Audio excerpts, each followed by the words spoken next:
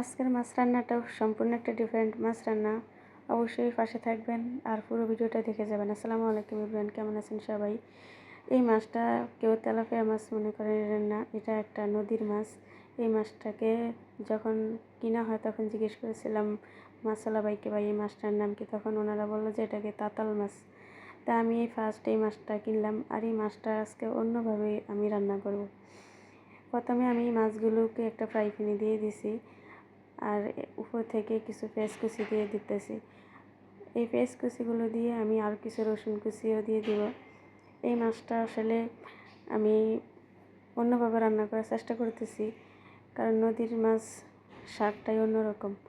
এখানে আমি কিছু আমার স্পেশাল মশলা আমি সবসময় রান্নায় ব্যবহার করি, এই মশলাগুলো আমি কিছু দিয়ে দিব। আর এখন পরিমাণ মতো হলুদ, মরিচ, লবণ এগুলো দিয়ে দিব। আমি একটু এই মাছটা ঝাল ঝাল করে রান্না করব, আর সব কিছু আমি একবারেই সব দিয়ে দেব, এই যেমন দ্বিতীয়বার আর কোনো কিছু আমার দেওয়া না লাগে। তো শেষে হয়তো শীতের দিনের তরকারি যেহেতু ধনিয়া পাতার সিজন, ধনিয়া পাতাটা পরে দিব। আমি একে একে সবগুলো টমেটো দিছি, আর এখন উপর থেকে আমি সরিষার তেলটা দিয়ে রান্না করব, আর তেলটাও দিয়ে দিলাম। এই মাছটা আমি কিছুক্ষণ জাল করার পরে প্রায় 10 মিনিট পরে, এটা কিন্তু সম্পূর্ণ আমার তরকারি থেকে ওঠা মাছের ঝোলটা। তা আমি এখনও অন্য ঝোল অ্যাড করিনি, মাছের আর টমেটোর ঝোলটাই এরকম হয়েছে। আর মাছটাকে সম্পূর্ণ আমি একটু আলগা আলগাভাবে একটু হালকা হাতে উঠিয়ে দিব। বিশেষ করে নদী আর সামুদ্রিক মাছগুলো একটু সফট টাইপের হয়, তাই এগুলো রান্নার সময় একটু নরম হাতে নাড়াচাড়া করতে হয়। তা আমি এই মাছগুলো একদম হালকাভাবে উঠিয়ে দিয়েছি, তাও একটু ভেঙে যাওয়ার চেষ্টা হয়েছিল। যাক, আমি উপর থেকে আবার একটু পানি দিয়ে দিলাম যাতে মাছটা ভালো করে রান্না হয়।